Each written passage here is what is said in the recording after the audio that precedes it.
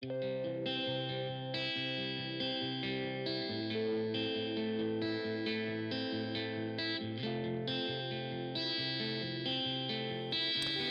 is a podcast by WellHouse Church, where we take a closer look and dig a little deeper into this week's sermon. How we doing, Bible nerds?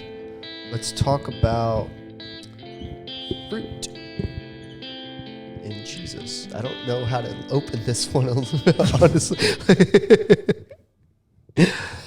Yeah, so we're talking about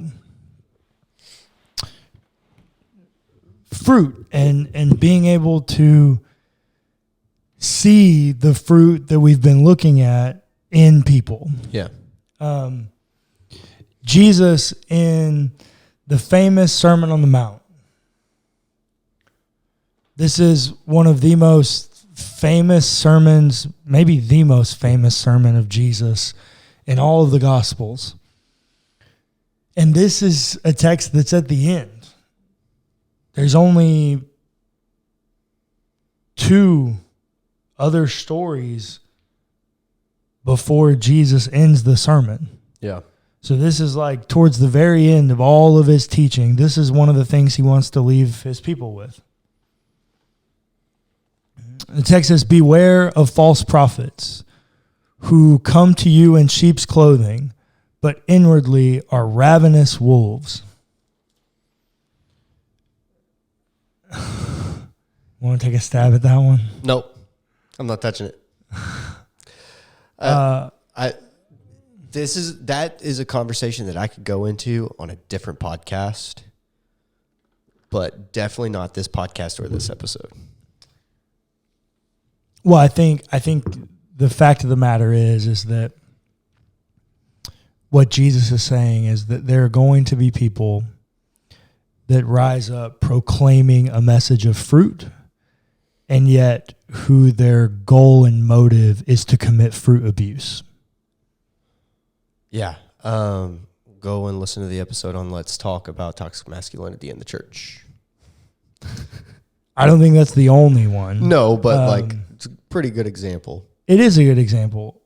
I think now I do want to be careful, because one of the things that I have noticed to be true is that anyone can call anyone a false prophet if they have a narrative different than mine.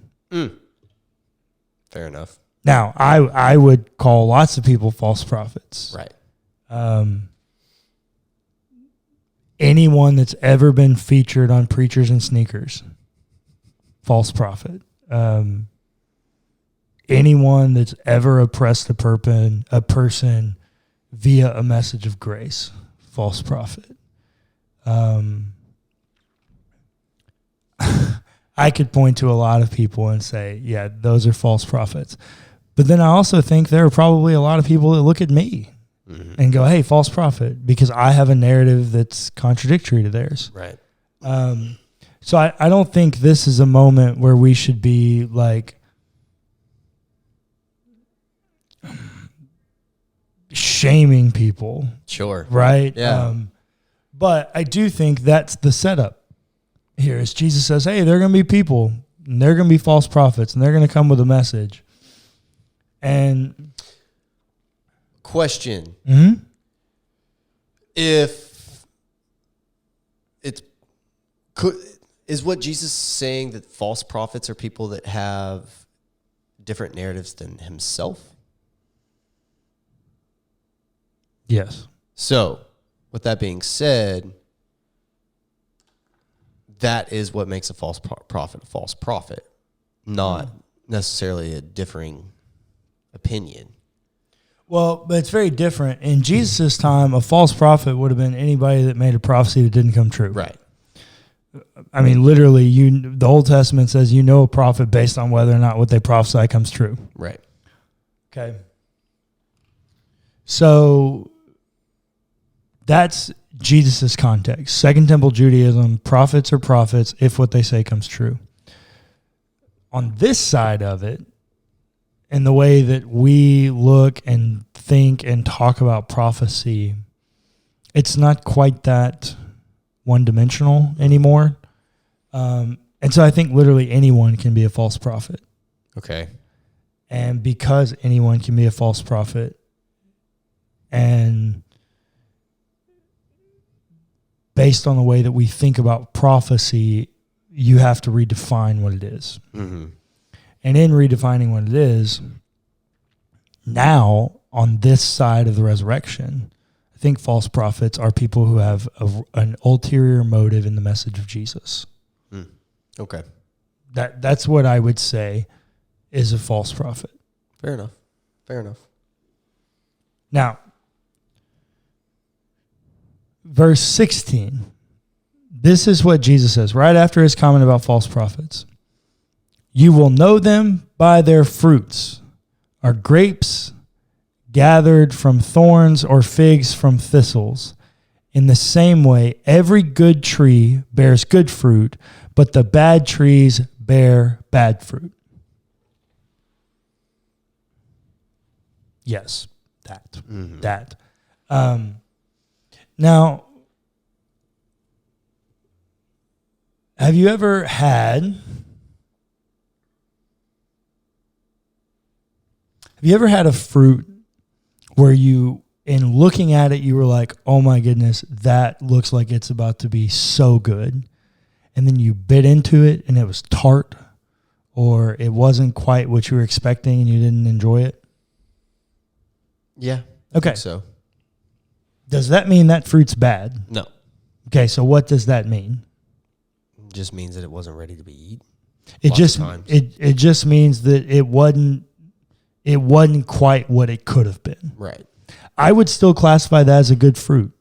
I say it all the time. I think that we are harder on ourselves than God is. Mm-hmm.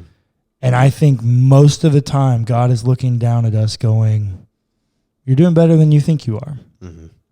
So in the same way, I think even in its own metaphor, there are going to be times where you have a fruit that looks good, but yet still is not fully developed, maybe is how we'll say it.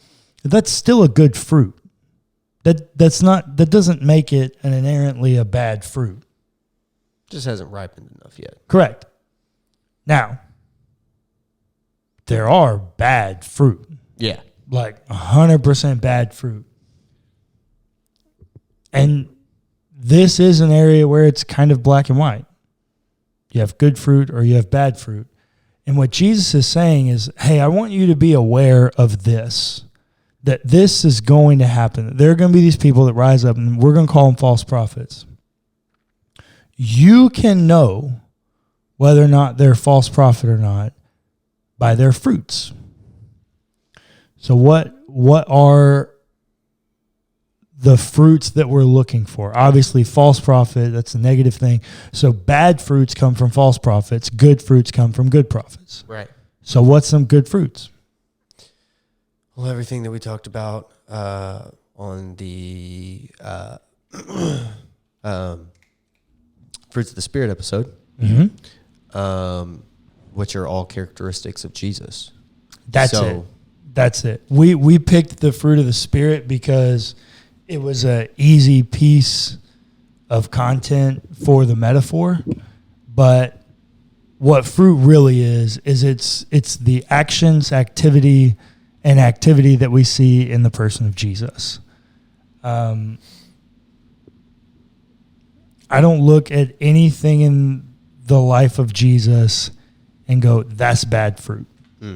There's not a single thing that I can point to and go, that's bad fruit. Yeah. Even when he loses his mind in the temple and he's turning tables, and no, not bad fruit. That's a righteous anger, indignation, as false prophets are oppressing people in a place of worship. Right. There's not a single thing that I can think of or point to in Jesus that I would call bad fruit. In fact, he's oozing good fruit. Literally, coming out of his pores is good fruit. I mean, he heals a woman without even knowing he healed, or without even intentionally, actively trying to heal her. She just touches his robe. Yeah. He's just radiating good fruit. He's radiating good fruit. And Jesus says, you will know them by their fruit. If if there were ever a moment that we could point to for the reason that a Christian ethic matters, it's this one. You will know them by their fruit. The fruit is the ethic that comes with the belief in the person of Jesus. Yeah. Messages of healing and restoration, and messages of peace and justice, not of oppression and discrimination and of hurt. No, not at all. I wrote a blog post. By the time this comes out, it'll have been 2 weeks ago, but I titled it on Faithful Deconstruction. Link is in my bio on Instagram. But I titled it, It's a House Party. Because the deconstruction journey, I'm convinced, should end you in a place where you've built a faith that you want to share with others. And the deconstruction journey is just that. It's turning away from... It's turning away from the exclusionary narrative that you were given and making way for an inclusive narrative that you want to have. Yeah. That's good fruit. It's good fruit to be kind. It's good fruit to love your neighbor. I mean, that's another piece of this conversation. Jesus is convinced, right? When he's asked, what's the greatest commandment? Do you remember what the greatest commandment is? I don't remember the exact wording, but love the Lord your God with all your heart, soul, and mind, and then love your neighbor as yourself. I actually did remember the exact wording. Look at that. See? Have more faith in yourself. Yeah. That's good fruit. Yeah. That's like the epitome of good fruit, because what Jesus says right after... God, love people. Well, right? what Jesus says right after that is all of the law and the prophets is in this truth. Can be summed up in... This gets it all. So it's good fruit to love God. Yeah. I don't think there's a single person that listens to this podcast that doesn't love God. Sure. Yeah. How do you love people? Yeah. How? Oh, this is a real question. How do I love people? Young sage, yes. Young sage. You love people by a number of ways. All that could be summed up in how does Jesus love people, right? Inclusivity, equal treatment, or I'm going to rephrase that, equity, being present with them, right? Like there is a number of different ways you can love people, but I feel like you're looking for something a little bit more specific. Well, I don't think anything you've said's wrong. Right. There's a more preachy answer. What is your more preachy answer? The golden rule. Oh, treat others the way you want to be treated. Literally, is that not love? Yeah. Like if you were starving and homeless on the side of the road, would you not want someone to give you a meal? Yeah. If you needed a job, would you not want someone to give you a job? If you needed health care, would you not want someone to be able to provide that to you? If you were having a bad day, would you not want someone to be kind? Yeah. I mean, literally, all of it, I think that's the epitome of love. Yeah. Is when I see someone in positions, and the same way, you said equity. I think if you were in an underserved and oppressed population, you would want equity. Yeah. And so love would be providing equity to those people. And I'm going to probably rustle some feathers here, but I've had multiple conversations on this topic with people at WellHouse Church. I think loving your neighbor and loving others or treating others the way that you want to be treated would also be that if you were on death row, you would not want to be executed. Yeah. I think there are a number of different ways that you can love someone simply by asking the question, how would I want to be treated if I was in their shoes? You know, I had a client, in my field of practice, it's very common to help your clients set goals for them to reach. Yep. And in one of these conversations, I asked a client, what is a goal that you want to try to accomplish in X amount of time? And they looked at me and said, not cuss anybody out in that amount of time. And I was like, I love it. Yeah. Because what is that? That's treating others the way you want to be treated. He doesn't want to be yelled at and cussed out. So in order to promote peace, love, and positivity, right, let's not curse other people out. Yeah. Like, it's a simple example, but it's a real life example. Yes, it is. I think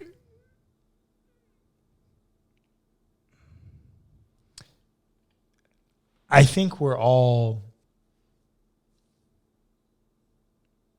honestly, I feel like we're all just trying to make it. Mm-hmm. And because we're all just trying to make it, we're approaching things from our own perspectives and experiences, and those are impacting how we quote unquote love people. Because we always naturally, for all of us, we choose to love or we choose to do something in a way that's comfortable rather than pursuing the thing that stretches us to be more like Jesus. But even in that, I think we're all bearing good fruit. I mean, the next verse says, a good tree cannot bear bad fruit, nor can a bad tree bear good fruit. Now, that's definitely true biologically. Yeah. Little bit harder for me to accept that in a faith term, because I would like to place myself in the category of good tree as a preacher of the gospel, lover of Jesus, believer. Sure. I think I got some bad fruit at times, right? We all commit fruit abuse. So a little bit harder for me to do that, but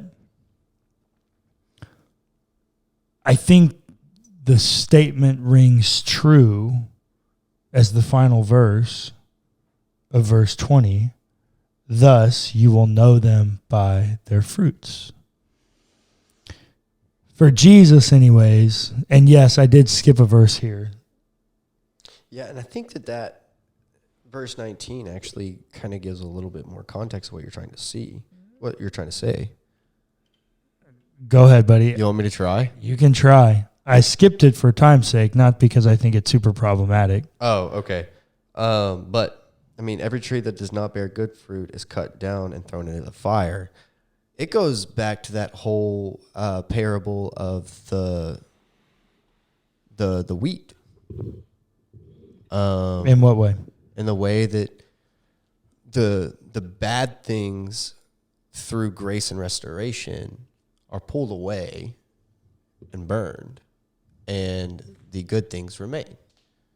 And I think that is what Jesus is trying to say, like inside of us, through restoration, the bad things are thrown away, but the good things remain.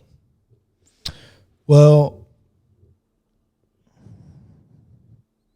I don't fully think so, because you're thinking of it more in like a pruning metaphor.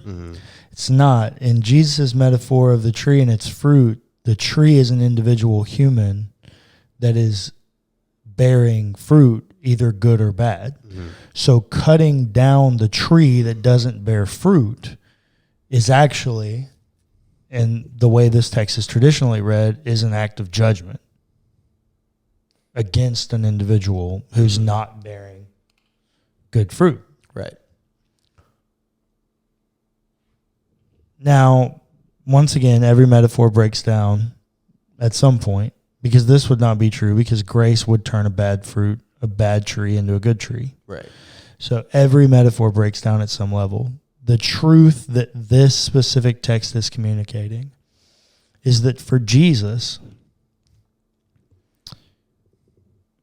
dare I say, the epitome of being a person of faith, someone who's following the good prophets and doing the good things, the things of faith, are to be a person of ethic. That's how you know them, is by their fruit. Jesus in John 17 says,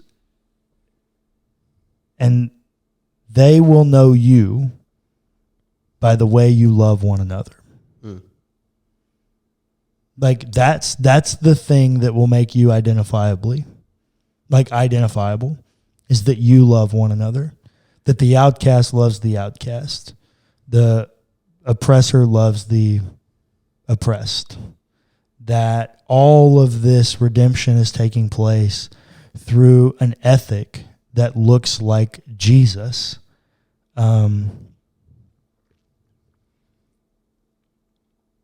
that's what fruit is. I think that's what it means to be fruitful and multiply. I think to be fruitful and multiply, the first command that is given to humanity in Genesis chapter 1 is literally numerical multiplication. I do think procreation is a part of it, because that multiplicity metaphor continues throughout the Abrahamic story. Right. So I do think that's a piece of it, but I don't think fruitful and multiplication are synonyms of one another. I think this is saying, hey, I want people of ethic to grow people of ethic. And hence, you will know them by their fruit. If they really believe me and the message of me, they're not going to overlook the ethic. Which, do with that what you want for a lot of people of power that have done some really heinous things from the pulpit. But no matter how we look at it, we're going to have days where we don't look like we're bearing much good fruit. But I also think that's the message of the cross, is that Jesus makes a way to do the things for us that we can't do for ourselves. That's the same thing in the narrative with God. God says, I will make you exceedingly fruitful to Abraham. There are things at play within us that God is doing in his restorative work of redeeming the world, even in ways that we can't see, and instilling an ethic within us and a desire for an ethic, a desire of fruitfulness. I really think the hardest part of the job that we have to do is literally to ask, how would I want to be treated if I were in their shoes?